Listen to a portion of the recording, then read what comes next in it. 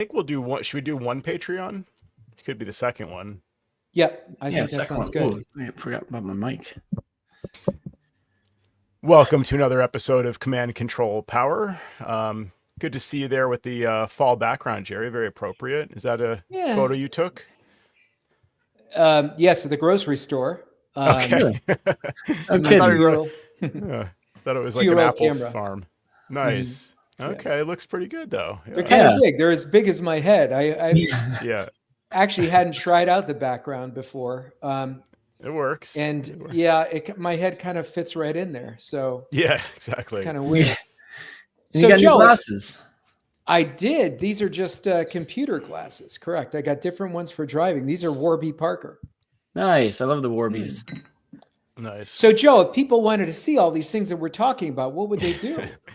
Well, first of all, they should join us on Patreon, and then they would get access to our live streams, and that's a video and audio thing, so they can see us as we record and react in real time and see all our fun backgrounds and see what facial hair Jerry's rocking, and Sam sometimes takes the guns out when the sun's out, so you might there you go, exactly.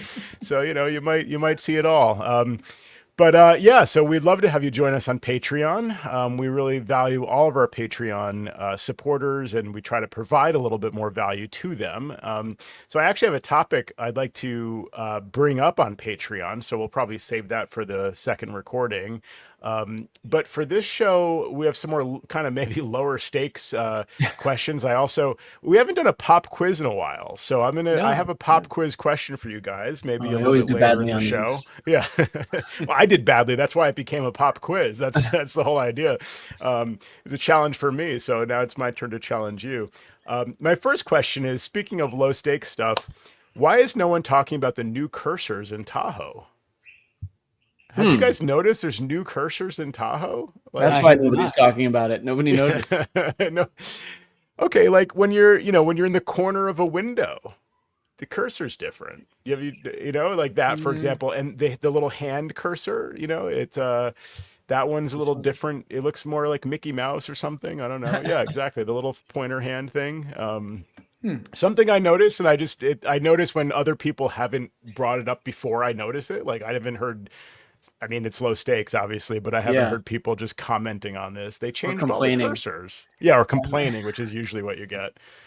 It's interesting how people rail on about the liquid glass. And, when I first installed it on my phone before they actually released it, I was like, I just don't pay attention. I mean, to me, it's very nuanced. And I don't know. I just don't get it. It's pretty subtle. I like it. Like the places where I've noticed it, I'm like, oh, that's cool. I like the little glossy effect. And, when you kind of tilt the phone, you see the little edges change. Like it's dynamic, like it's reflecting like the sides of the glass and stuff. I don't know. It's cool. I don't know what else to say about it. I like it. Although I had a weird thing yesterday where, I unlocked, and before like all the kind of icons came into play, only like the middles of the icons were there and not like the borders at all. It was really kooky looking, but then it came into, it was like a 2-second delay where you can kind of see that happen in parts almost. Yeah. Have you noticed, by the way, speaking of Tahoe, this is a little annoyance. I was making a video for a client because she was in an office environment and they were saying, oh, the Wi-Fi is dropping. The Wi-Fi is dropping. And so it's a good client for me. So I wanted to respond and look at this problem in earnest. Usually I go like, yeah. And I respond like, don't bother me. But this one I took seriously. So I went on the Ubiquiti console and I saw like everything was excellent. Everything was green. I looked at the activity of the individual clients that were on the network. Everybody's connection is excellent. I'm not seeing any kind of drops at all. So I attributed this to probably the setting that when they walk away from the computer, and this is what they gave me more detail. They said, well, if I walk away and then I come back, I have to reconnect to the Wi-Fi. So their computer, because of the settings that they have under privacy and security, under specifically, if you scroll to the bottom of that one page in settings, right? Mhm. So let me go there live here. So if we go to systems settings and we go to privacy and security, if we scroll all the way to the bottom and click on advanced, there's that slider. It used to be in a different place now. This will be on the test, by the way, folks. Log out automatically after inactivity. If they have that on, and let's say their screen set to sleep at 3 minutes, you know, they're going to probably fall off the network. So this, I sent them a little video. Yeah. So as I was making the video to send to them, and by the way, there's a pretty nice tool where you could do this through a web Mac app called Zeit. Have you seen this? I actually no, not that one. Found out about this through Tim Pearson. So let me just make sure I got the spelling right. Yeah, Z-I-G-H-T. It's a screen recorder. I think the yearly membership is $50 and it does a really neat job. But I had paid up one time for another app, which is a lot more expensive, called ScreenFlow, right? Yeah, I remember that. From Telestream. Yeah, and they've been consistently upgrading that. And that's, you know, pretty robust video recording app. So once and occasionally I have to do this for clients. So anyway, so I'm recording the video and we're talking about Tahoe and I open up system settings, right? And the master list opens up and I touch on, and this can really happen with any of the other subheadings, let's call them on the left-hand side, privacy and security. You tap on it, it doesn't load right away. I've seen that. Yeah. And it literally took, I was making the video and I said, okay, well, this is going to load in a second here. We're going to wait till it loads. I'm waiting there for like 15 seconds and I'm like, screw it. Like, and I had to post. I canceled the video and it was like, I was pulling what little hair I have left. I've seen little stuff like that, especially with Tahoe lately. Yeah. Or my phone sometimes won't unlock, or it looks like it, you know, I swipe up from the bottom. It looks like Face ID works. It looks like it's going to load, but then it loads like a blank screen. And then it's like doing something where it's like Face ID again. And then it loads the actual home screen or the app that I was in. There's like a double like unlock thing that's like clearly just little interface quirks. But yeah, system settings, I've seen weird stuff like that, probably even before Tahoe, honestly. But we should blame Sam for this. Sam probably, you know, he's Mr. Apple. Yeah, Sam, you know, I had a hand in this myself, so I apologize. Liquid Glass was my idea. Yeah, exactly. Well, you guys aren't even going to congratulate me for running Tahoe like already. Yeah, actually, like, that is a big deal, Jerry. Right? I'm usually so delayed here in when I upgrade, and you guys aren't even going to. I just throw it out there like I'm talking about Tahoe, and everybody just takes it in stride. You know, you waited for us to bite, and we didn't, Jerry. Well, you know why? You know why, Joe? Because indiscriminately, your machine just updated. Yeah, exactly. Right. I didn't want to run Tahoe. You had no choice. No, I installed it on day one, and I've been running iOS 26 since a couple weeks before it came out, maybe a week or two before it came out. So yeah, I was on the Jerry playbook this time around. Well, we won't mention any MDM solutions specifically, but have you guys known this or seen this before? You have Tahoe blockers in place, and then some client machine will update. No, actually, I've been successful this year, I have to say, with Adigy. In the past, I've definitely seen that, and I think it was a learning curve for me. I don't know, you know, so the formula, at least with Adigy, maybe every MDM is a little different, but Adigy offers a blocker app, and before the days before the days, I don't know before which days, before Sonoma, I feel like that was enough, right? The blocker just worked. Like the only way to get the new upgrade was they had to download it through the Mac App Store. Maybe that was that anyway. That was like macOS 12 or something, whatever, Sierra, I think. It maybe stopped around that era. But during that era, the only way they could get the upgrade was to get it from the Mac App Store. So it implied there was a full download of like the app that was the installer. And so Adigy's blocker software would block that full download, that full installation kind of process, but they couldn't block the software update process. And Apple just kind of snuck it in there. They started to offer the upgrade in, you know, system settings, software update. So to block that, you need the deferral profile. Now, Adigy has instructions on this and everything, and every MDM has this. I had a previous one that I just like made using iMazing, I think, profile creator. Yeah. But Adigy just has a good built-in method now. So the quirk about that, I think we talked about this recently, but there's no way to block a major upgrade to the latest Mac OS without also blocking a major upgrade to the prior Mac OS. Like there's no way to say just block Tahoe but allow Sequoia if they're Mhm. running Sonoma, for example. So that's the thing to keep in mind. But my formula works like you have the defer major upgrade for whatever number of days, hide it in system settings, and also use the Adigy blocker just in case they somehow get the full download. Joe, just to harp on that point there, could you within Adigy create like groups for like 10, 12 computer? Like it's kind of a pain, but what to your point of saying the profile does it no matter what, you'd have to separate them out, right? That's the only option.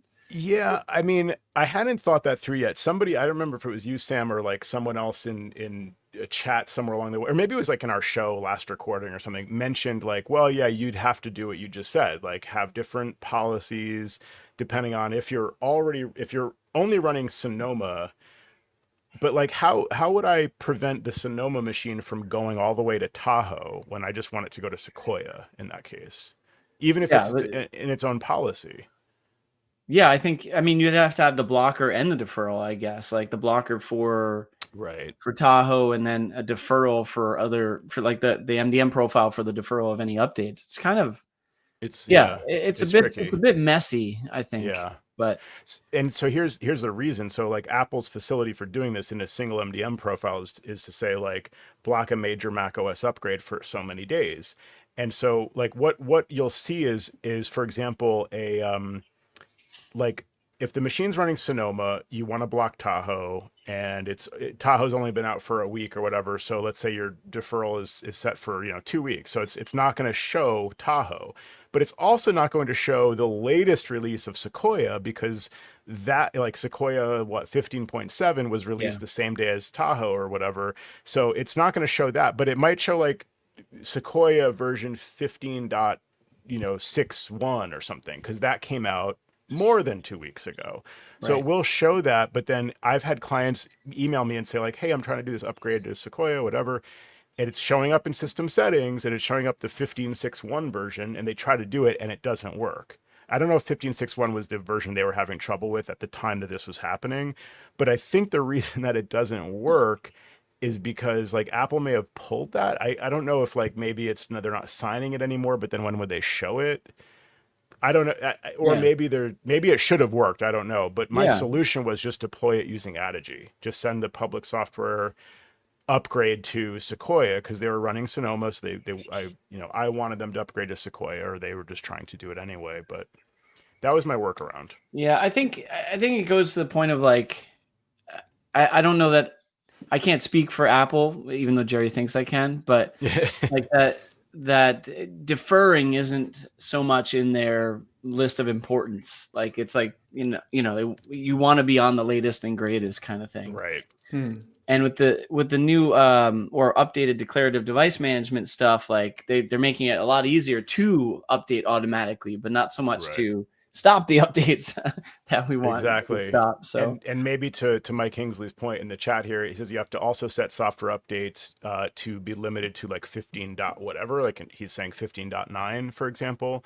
So that's the third thing you do, which I already do, so that's why I didn't mention that. But in like our auto updater, we're specifically vetting those updates because to your point, like Apple will just be like, there's an update, get it now, and it's going to basically push out as quickly as possible, like with no management.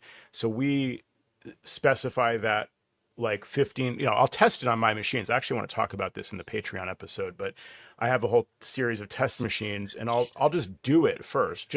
I mean, at the very least, so I can tell a client I've tested it. Like I certainly don't want to push it out to all my clients and find out that there's like a known bug where half of them are bricked, So I at least want to test it on my machines.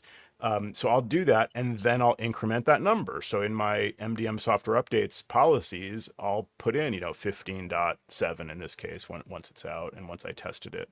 But yeah, Mike is saying basically you can limit it to 15.99 or something. And that will mean that it will only ever go as high as Sequoia, but it won't go to like the next major Mac OS through the update policy. Yeah. I don't know. And everyone has their like secret sauce, of doing this, because you need a secret sauce. There's no, oh, just do this in this MDM and it works across all of them. It's you need a recipe to get this done. Exactly. Have you guys had any pushback from clients who've upgraded and then they reach out to you and you got to do a little quick remote session with them? What do you have, Sam? Yeah. I had a funny experience with that. I've had a couple. Yeah, not you mean, Jerry, do you mean like someone already upgrading it or trying to and complaining? Yeah, I mean, I bare my soul on this show. So, I was a little asleep at the wheel with the deferments and stuff like that. So a whole crap load of machines updated by themselves. Oh, wow. And I was really happy because for the most part, it was radio silence. Yeah. Except for one of my Nana clients who reached out and said, my screen's going crazy. I don't know what happened. So I respond right away and I remote in, and she had some widgets that she didn't want to see. So I just took care of those in a couple seconds. And then she lost the Sequoia background, which she really liked because she thought it was peaceful. And she didn't like to see the Lake Tahoe. Right. And I said, well, okay, and what else? She goes, no, that's it. But it was like this real call to action for me to come there and or to remote in and fix things. But, happily, these machines have upgraded seamlessly. So interesting. Yeah. That's a good sign. Yeah. What about you, Sam? No, I haven't had any major. I mean, we've blocked it across the board. I think like we missed like one or two smallsies that may have updated, but nothing major has come out of that. We did have a client that freaked out because on Reddit, someone had said that if you update the Tahoe, you'll be able to unenroll from your MDM, even if you automatically enrolled. And they were like, stop everything. I'm like, well, oh, wow. Huh. I'm like, I don't know that we should be using Reddit as a source of truth. Like, let's take a step back, No, I mean, and they're a smart client and everything like that, but it was just like, I actually reached out to a few people. I was like, have you guys heard of this? And no one had. Yeah. And so I was like, I think this is a false alarm. This is not anything real. So, Mike Kingsley again in the chat says with his customers so far, no comments. I've had a couple of customers complain about Safari specifically. And actually one of them was on Sequoia. So it's just the latest Safari. That's the, annoyance. And I was surprised because I don't know, I see these changes and I'm like, I don't really care. I get the complaint about the toolbar color changing and stuff. And maybe it doesn't matter to me as much because I'm typically in dark mode and I use the extension you recommended a while back, Sam, Dark Reader. Oh, yeah. For where like the site doesn't automatically switch. So I don't see a lot of like crazy colors in the title bar and all. And that wasn't even what they were complaining about, but I had read that, I think probably also on Reddit or maybe in Slack. The one they were complaining about was the bookmarks sidebar. Now, so helpfully shows these like massive, like blobs at the top, showing like your recently saved ones. And you can't hide it. Like it's just there, whether you like it or not. So people see that and they're like, I don't want that, and it's like, sorry, I don't know what to do about it. And probably Apple will adjust it. And that was my advice then was here's the Apple Safari feedback page, which by the way, looks like it's the Aqua era. Have you guys noticed that? With the, no, I didn't notice that. It's like a weird, like the fonts are weird and some of the, anyway, but so the feedback page is a good resource for clients to use. And the issue they were complaining about besides that one is that by default, the bookmarks now show like a big icon and then a description underneath it. So they just want to see the list of bookmarks and the order that they had it in. But Apple's like, hey, we've got an idea. We're going to show you a big icon and a description, and we're going to sort them in the order that we think that they should be in. It's like that kind of thing where they're taking this, and so, a couple clients have complained about that, and there is a way. You can click the three dots, next to like your bookmarks heading at the top there, and you can say choose compact. So you can go back to the previous like compact way of listing the bookmarks, and you can also, I think, so that turns off the description, turns off the big icons and stuff, and then you can choose the sort order. So sort by none or sort by date added, which is I think the new default, or name or whatever you want. And so you have those options, but only in Tahoe. Apparently, those options don't exist in Sequoia. So Sequoia gets the new Safari 26 or whatever it is, but they don't get the. I mean, there's no way that I could see, or in the research that I did, in the Sequoia version of Safari, it changes the sidebar to be the same as the Tahoe version, but it doesn't give you the same choices to go back to the previous version. That's so funny. That's I funny. know. So it's like, Move to all right, Tahoe, that's what everybody. it is. Yeah. By the way, if our audience is hearing any odd background noises, Jerry has moved into a bird sanctuary, so that's why. Old news, Sam. Yeah, old news. I don't know. Not everyone listens every week, so show up for all the shows, and all the birds are quite chatty tips today. I have to say, They are. Yeah. I have. It lends a peaceful air to our discussion. True. Yeah, It's true. I like it. It's relaxing. Nature. It's therapeutic. Exactly. Yeah.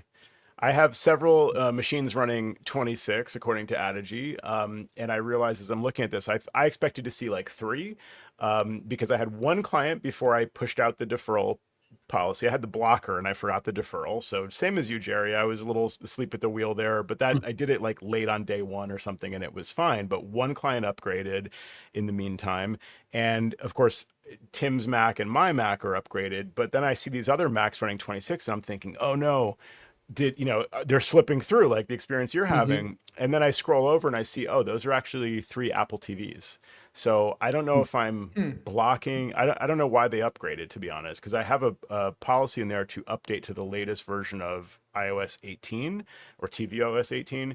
But I might have to check that because 3 Apple TVs have upgraded to 26. So either they're manually being updated, or there's just a built-in auto update. That's not my update, not my scheduled updates, but some kind of internal one, or the client just did it manually. I don't know. So I must not be blocking it per se on the, I mean, I'm not, I typically don't block the updates on iOS, iPadOS, or tvOS, because typically in my experience, those are much smoother.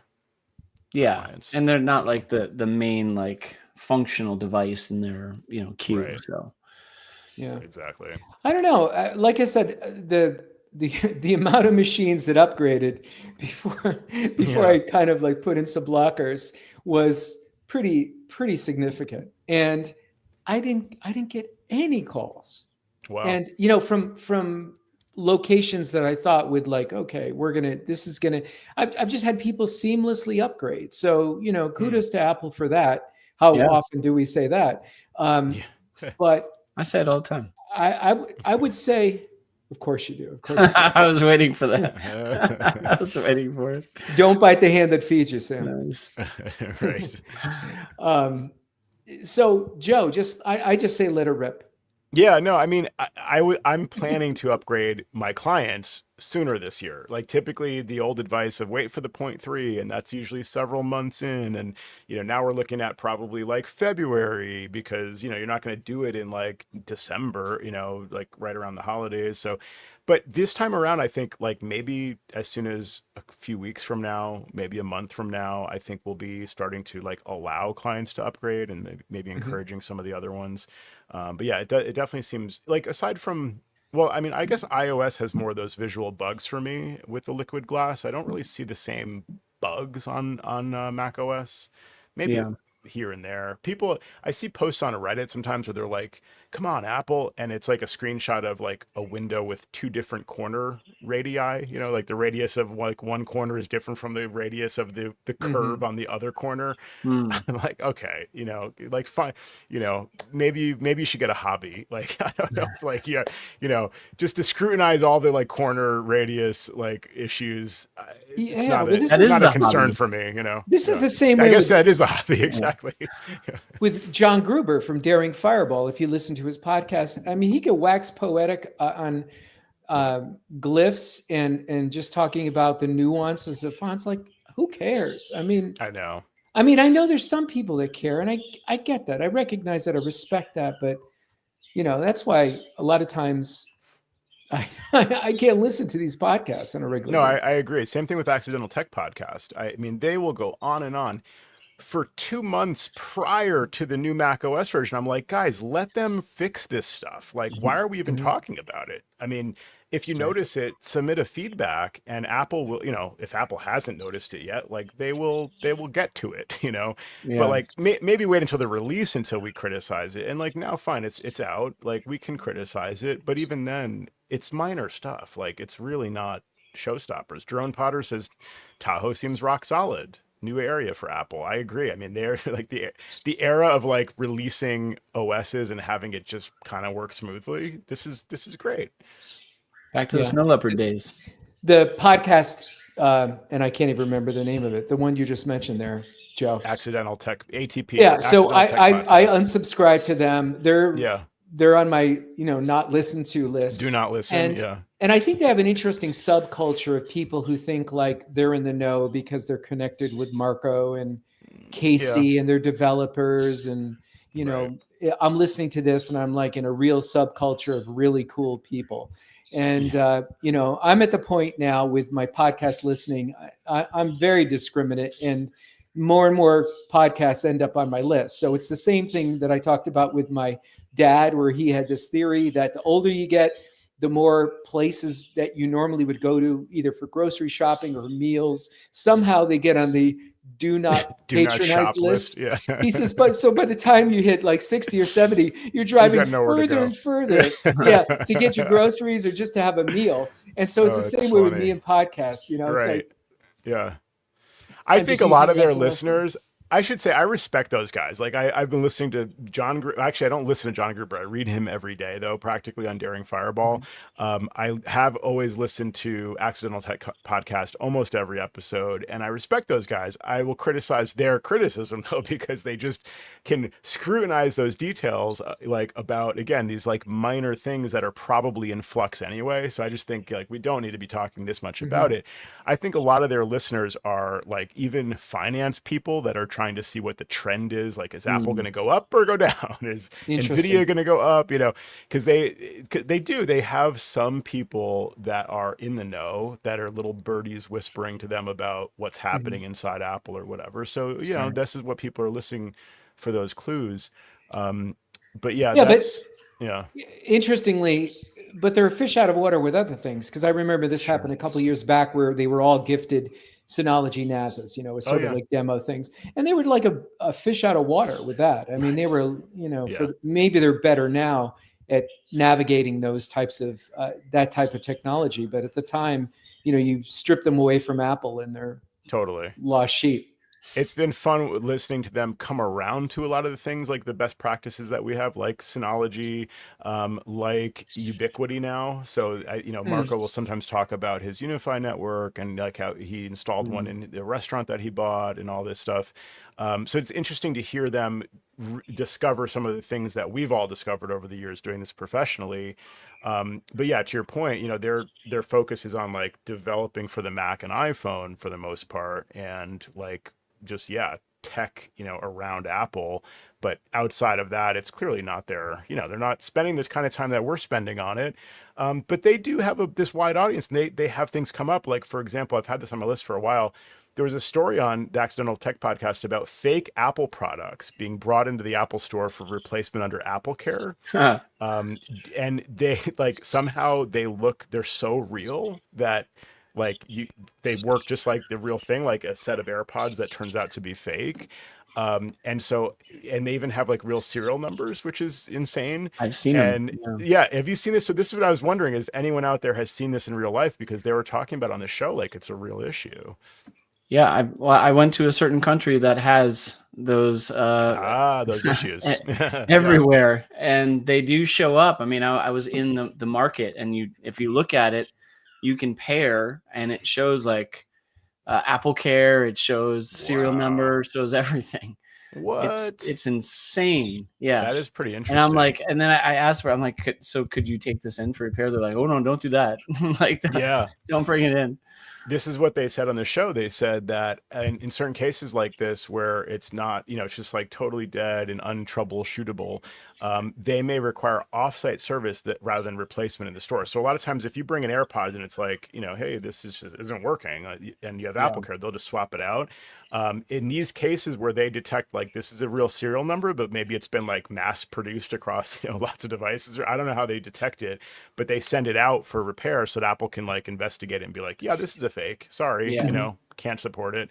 But they can't do that in the store. They'll send it to like whatever facility outside. Do they keep it? I wonder if they keep it. I wonder. That's a really good question. They probably return it, I would assume. Well, this was one of those things that was mentioned in the book Apple in China, the Patrick McGee book that came out in May of this past year. And I know that somewhere in the chronology of the supply chain in China getting more of Apple's intellectual property of how to manufacture devices. And that was the point of the book, is that Apple gave away a lot of expertise and know-how to the Chinese in terms of manufacturing. And now, of course, they've diversified with their manufacturing, and the Chinese, have an incredible skill set. But somewhere in the book, like I say, in the chronology, they talked about these counterfeits that would come in. And a lot of them were rejects off the manufacturing line and that sort of thing. And Apple has a good way of kind of squashing those now. So I think they have probably more than they want, but they were able to deal with that successfully. But I'm not denying that, Sam and your travels, they probably make these every single day. They're out there in the wild. It's just a question of, it's not a viable product if you can't fix it or if it stops working. Yeah, exactly. Yeah, no. I mean, it's there's obviously a lot of counterfeit for a lot of different popular name brands, everything like that. But Apple's technology is so intricate that it's interesting that what Jerry's point was saying, that they've been able to replicate this or get it off the line, and it's just it's like it's the real thing. Well, you'll always see that wherever there's like a vacuum, so the money and the like scammers will rush in. You have this very high margin between the cost of producing the product versus the selling price, because a lot of the actual cost is in research and development. So like the scammers are not paying for like, hundreds of engineers for, several years to like develop the product and refine it and support the software and have a whole infrastructure. They just like, the cost of producing one set of AirPods on the assembly line is probably like near zero compared to the selling price. And so if they can produce a few more and sell them for, half the Apple price and still make a huge margin on it, it makes sense there's going to be scammers there. And I don't know how Apple would, I wonder how they did that, Jerry, if they have been able to clamp down, because it's really all about those incentives. How do you disincentivize people from doing those scams, and how do you also like put some kind of technical limit on it? It's tricky. Yeah, I wonder. That's a great book on the box or something. Yeah, highly recommend it. Before, that's right. Yeah, I never. What did you say the name of it was again? Apple in China by Patrick McGee. It came out in May, and actually, John Daring Fireball. I've been reading some nice. I've been reading some good books lately, and I just finished Shoe Dog by Phil Knight, the creator of Nike. That That's a great book. And one called Careless People. It was about the team at Facebook. It was written by an attorney that worked within the Facebook organization. Oh, wow. That was a really good book. But I'm going to throw this on my list because all of a sudden I'm book happy lately. So nice. Yeah, it's an easy read for anybody who's listening to this show because it's everything you're completely familiar with. So when you talk about product lines and stuff like that, we've all lived it, So it makes it particularly interesting. It's not like we're picking this up fresh and we don't know much about Apple because we bought our first Apple product 2 years ago. It's like, no, we were there from the beginning. Right. So it's really neat to follow the arc of this story. Yeah. Well, it's in my cart. Nice. One more thing with the upgraded Tahoe, just circling back to that, is that I wanted to see what Tahoe actually looks like for people. So I had to go back into my accessibility settings and turn off the reduced transparency. Because in the past I must have turned that on because of, the sidebars that bleed through the background and just different things like that. I preferred, to have it kind of more of the old school way, but I decided to switch back to like the default settings just to see what it really looks like. And I don't mind it, in practice. So, I actually kind of like it. But yeah, anyway, it's something to check because of course that setting sticks unless you change it back. Another couple curious things about the release. So Apple releases this was now 10 days ago as we record, September 15th. They released all three currently supported OSs. So goodbye to Ventura 13, obviously. Along with macOS 26, they released updates for Sequoia 15.7 and Sonoma 14.8. So I thought it was interesting that they released all of those updates on the same day. That was a solid release. And then of course iOS 26 in the same day. They also updated some older versions of iOS, which I thought was really interesting. So they released iOS 26 for iPhone 11 and later, iPad Pro 12.9 inch, third generation and later, and the iPad Pro 11 inch, first generation and later.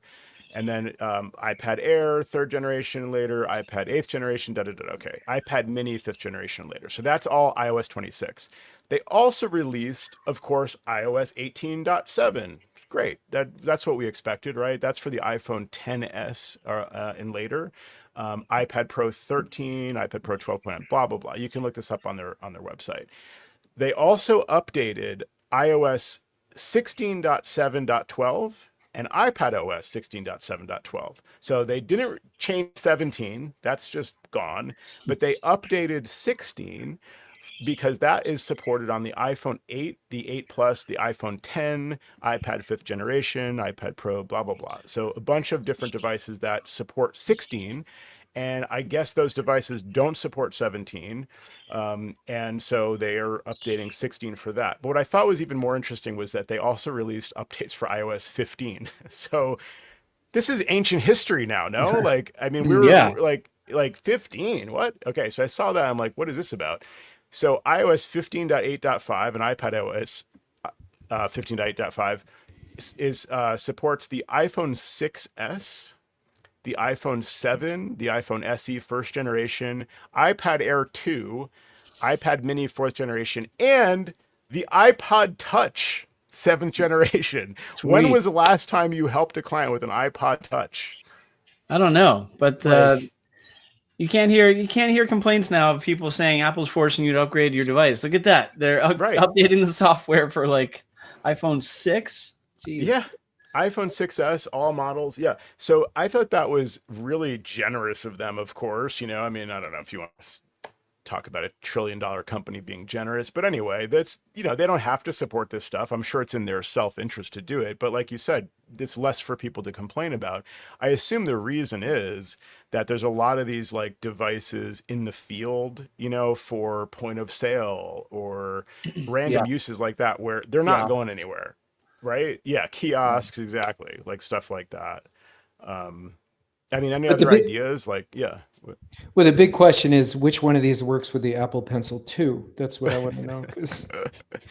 Yeah. Does that run iOS? I don't know. And if you don't get this joke, it was one of the questions that everybody complained about on the last. Oh, that's right. Test. Yes, those tests. Yeah, which iPad is for, you know, which pencil? It's like I'll just. Did you notice Sam twisted his mustache just there? I did. I had nothing to do. I don't know what you're talking about.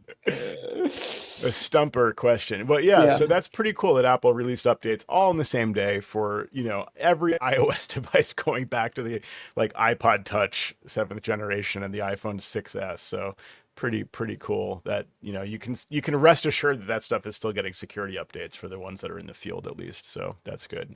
Crazy. But yeah, the question in the chat, Jerome Potters again says, we used to wait until the 0.3 release. Are we thinking that maybe the 0.1 release is the way to aim? I mean, Jerry's saying the 0.0 or beta even is like good enough, you know, at this point. Sam, what's your vibe? Because Jerry's like on the early end of that spectrum. What you're probably in the middle somewhere. No, I think like a 0.1 is probably a safe bet these days. You know, like I think day of release is a little sketchy because you still don't want to be the guinea pig, no matter how advanced and I don't know static it seems it is. There's always going to be something that someone catches, and you don't want it to be your customer. Right. So I think 0.1 is pretty safe. Yeah, I would say so too. Guillaume Get in the chat says that 90 days to defer Tahoe before it appears for all customers. So 90 days is the max. You know, that's the other end of the spectrum, is if you want to defer as long as possible, it's 90 days post-release of Tahoe. I believe we get into weird stuff when they release updates to the major OS. So it's like once the 0.1 is out, isn't it 90 days from that date that you can essentially defer it if they haven't? Like it becomes very weird and like a multivariate math problem to figure this out. I feel like, but does that ring a bell, Sam? That I mean, No? like, Okay. yeah, I think, but what you're saying is that, yeah, like when Tahoe 26 comes out 90 days, and then if 26.1 comes out, that one is deferred for 90 days, so on and Right, so but you forth. won't see 26.0. Oh, you will. No, No, that's right. You yeah, will start to see right. 26.0. But see, okay, so that's what I'm getting at, I think. Thank you for clarifying, because the issue is that, like, yeah, like some people that should be, basically you should pull the deferral profile as soon as your like deferral time is up, because if you leave it in place, then you're essentially like blocking people from updating to the latest version of Tahoe, and you're forcing them to upgrade to the point zero in that interim window. Like once point one is out, you're, let's say you're past your deferral window for 26.0, you want to go to 26.1 at that point. You don't want them to be forced to go to 26.0. And that will And happen, right? Have you guys seen that? well, and by the time this show gets released, 26.1 will be out because it's already developer releases Oh, out for it. So okay, right. When the show's released. Yeah, yeah.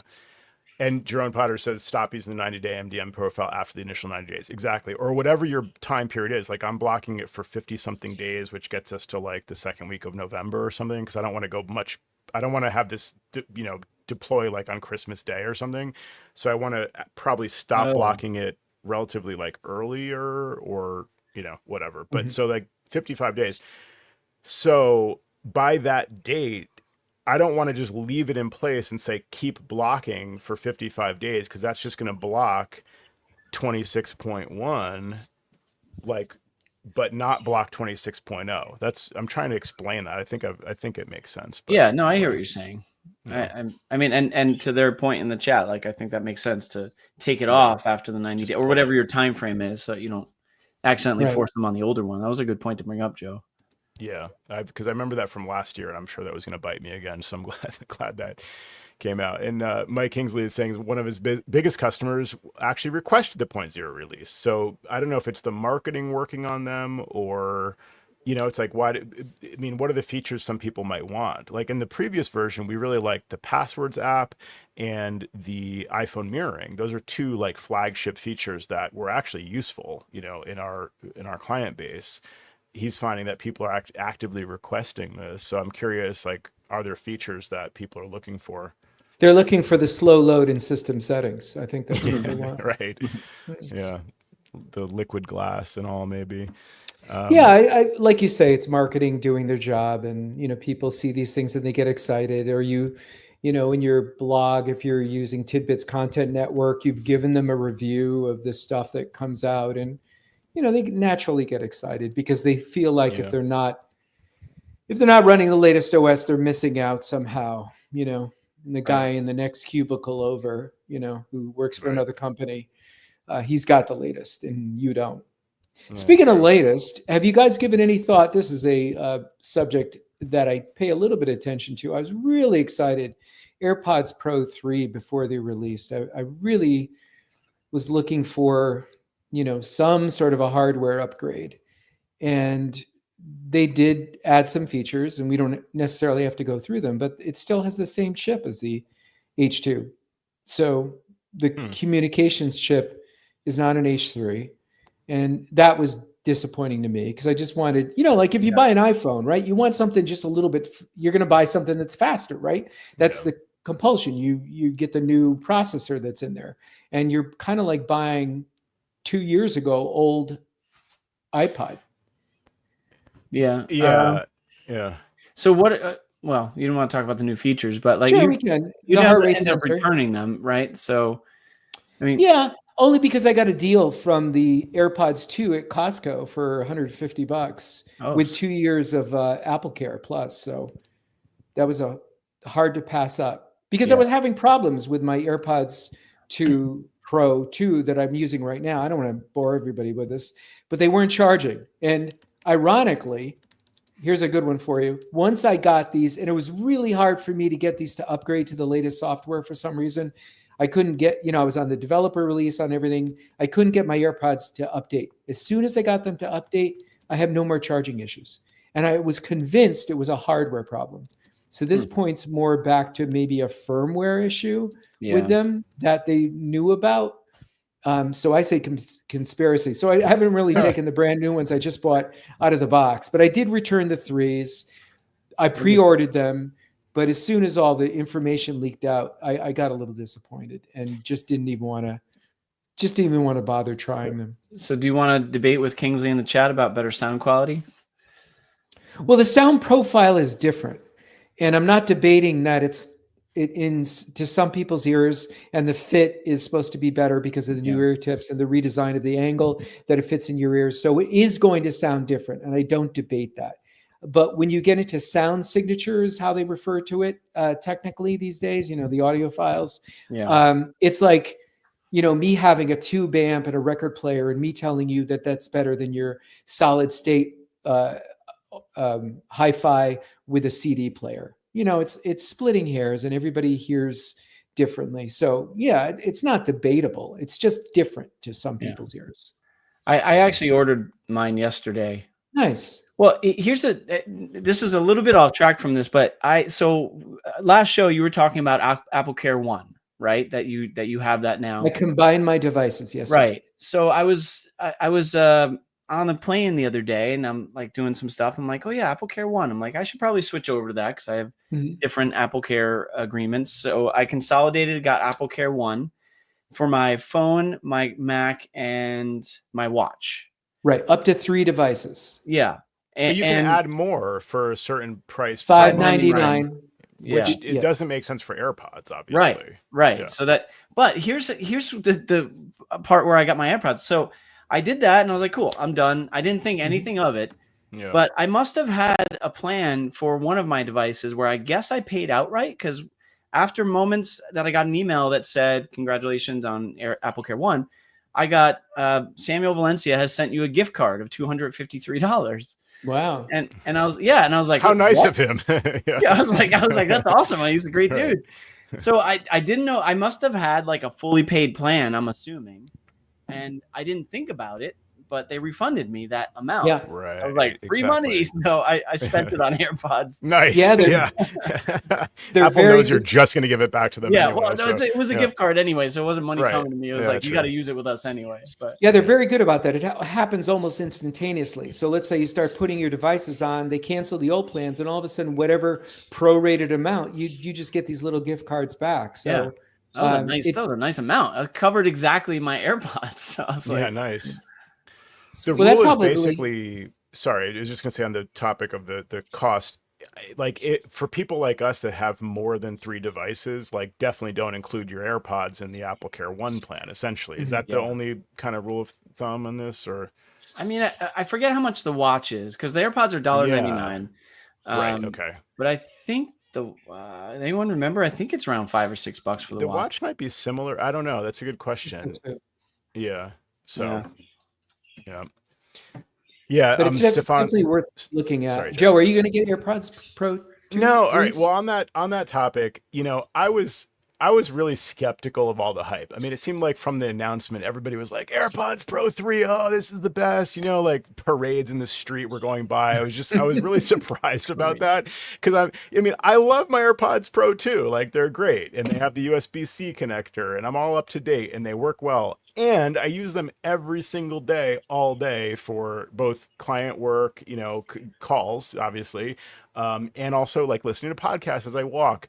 Also, by the way, like listening to music is great. And I usually don't put 2 AirPods in and listen to music, but that's also really great. So I have no complaints and I use them heavily. So you'd think I'd be the perfect target market for this. And I may buy them just because I rely so heavily on them. Like it would be worth it to me to have a better fit is appealing. Like the fact that they would stay in my ears just a little bit better. Although these I haven't had the same issues with that I had with the first generation AirPods Pro. And of course, better noise cancellation. Sure, that would be nice, but like these already have very great noise cancellation. Like, so I don't need that. And maybe a better, slightly better battery would be useful. But again, no real complaints. So it would be nice, but it's not really a need for me. So I'm just waiting on all this stuff. I would like to talk to you about the new iPhone though, at some point. Maybe Sam will send you his gift card. Yeah, he's already spent it. Yeah. Hey, well, my AirPods 2 were the mic was starting to have issues. Like people were like, "Oh, I can't really hear you." I was like, "Oh no," because I like you, Joe. I use them a lot. Like Yeah. But the other Yeah. thing was Huh. I was on the plane, like I said, and I was with my son, and I lent him my AirPods because he forgot his headphones. Mm-hmm. And one of my I had two pairs of AirPods, like an older one, and one of the, what do you call them, the suction thing that goes in your ear, the tip yeah, thing, the tip, or whatever. Yeah. easy. So one of them was gone. I was like, what happened to it? So then he's like, this one's too small for me. I was like, well, I have another one here, and he takes it off, and then it fell between the airplane seats. I'm like, oh, damn it. No. I'm like, I'm never finding that again. So I was like, even if you find it, I don't know if you want to put it in your ear though either. Yeah, right? I know, exactly. At that point in the plane, yeah. Oh man, well you could just buy a new set of tips, I know, right? If you had to, it's just an you're like, excuse. just new AirPods. Yeah. Were you going to share another comment from the chat? I think you were, Joe. Oh yeah, so Stefano really said, so we're talking about the issue of when when macOS 26.1 comes out and your deferral profile is still in place, it will block that. So if you, let's say the Mac is running Sequoia. We're back on this again, folks. I Sorry. know. It's like hard to explain, so I get it, but the issue that it occurs is that when you can defer 26.0 and 26.1 and whatever comes out for whatever number of days you choose, if there's a new version release, like an update to the upgrade, like 26.1 or 26.2 that comes out later than 26.0, obviously. And so that is considered a major release, and that will be blocked by your deferral profile for that number of days. So your deferral profile says if you're running Sequoia, don't even show the end user 26.1 or 26.2 if those have been out for less than whatever number of days. But 26.0 has been out for more than that number of days. So it's showing them 26.0 and it's not showing them 26.1. Yes, Sam. I was trying to raise my hand in my background. You couldn't see it. But there is in the profile though, you can set a different for major release versus minor release. Yeah, but it's not a minor release if they're running Sequoia. So if they're running Sequoia, okay. and you want them, it's so like your deferral window expires, or this also happens if you defer for the maximum 90 days, right? They will not be able to upgrade it to any version of Tahoe for 90 days. And then 90 days is up, and now 26.0 came out, 91 days ago or whatever. Right. So 26.0 starts to be shown if you leave the profile in place. Yeah. By then, you can't stop them from installing 26.0. You can only stop them from installing 26.1 coming from Sequoia.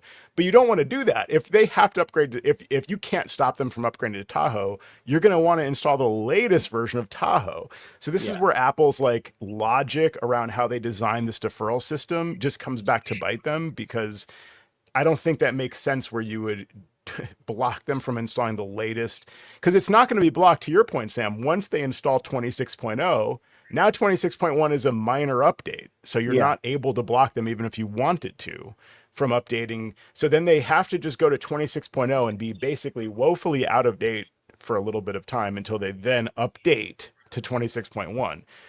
Ideally, their Apple system would be like, okay, 90 days applies to the first release of the major macOS version that we're talking about here. I don't care if it's 26.0 or 26.1 or whatever. Like, you know what I'm saying? Like, once 90 days is up, it's up based on the original release date, not the release date of the 0.1 of that major upgrade. Anyway, I'm done talking about this topic. No, I mean, I think some people appreciated that discussion point about it too. But it is kind of a, specifically with when a new version comes out, we're talking about, because like after that period, like there are changes that'll happen down the road, but like specifically with the new OS version, that's a bit of a tricky situation. And then you'd have to come up with like scripted behaviors to stop it otherwise. But as far as MDM goes, that's our only shot, to your point. Well, and you really can't. I don't know that you can stop, like, can anyone stop software update? I guess you can like hide the software update, preference, and I don't know. No, I mean, can you? I don't even know if you can. Not via software update, but you'd have to block it like by blocking the app process, separately. Yeah, exactly. Well, that might be weird. Like, you're talking about like killing the software update process or whatever underlying process. No. So like inside the literal Tahoe installer, like the install assistant process, you can block that. Oh, running. Mr. Apple's giving us some under the hood options here.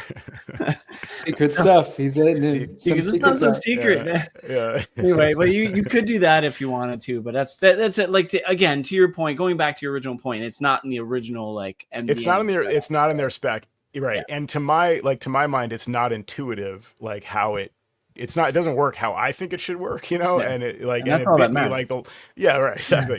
But I'm representative of the Mac admins community. I think like the last 2 versions around, I'm like, or really not the last one because I figured it out by then, but the one before that, I'm like, why is this client only seeing like, you know, macOS 14.1.1 or something? Like I want to upgrade them to the latest version of 14. And oh, right, I still have the profile on their machine. Or I pulled it on my policy, but for some reason it's still sitting on their machine because like once in a while that happens.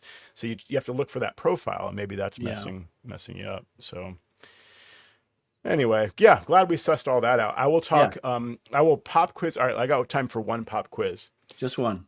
Okay, and this relates to my topic in Patreon about the testing suites here. So where are the computer icons stored on the startup disk? So, you know, like in the Finder sidebar, you know, when you see a Mac on your network, it's got the picture of the Mac. It's a little MacBook Air icon or an Apple Studio display or something. Where are those stored on the system? Just give me a general. Sam, you got it? You got it? It's not on your test. What? I think it's system, library, core services, and then there's a core types.bundle. Yes, that is the one. You got it. You must have Googled that, or you had I actually know that one. Yeah, your AI agent there. Oh, nicely done. Okay, I'm impressed.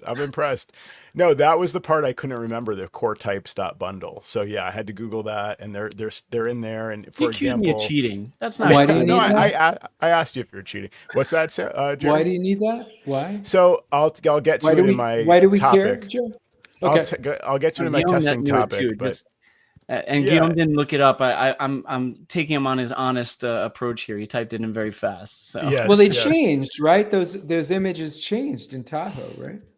Well, that's what I'm wondering. I mean, I'm looking at the ones for Tahoe. So, for example, there's here's one example. This is the teaser for the Patreon show. That's right. com.apple.cinema-display.icns. So that's for like an old Apple Cinema display that you were not changed. I'm sorry. Yeah. You were saying you were talking about hard drives and mounted disks and servers and things like that. Those that's a good one. Changed. Those are in there too.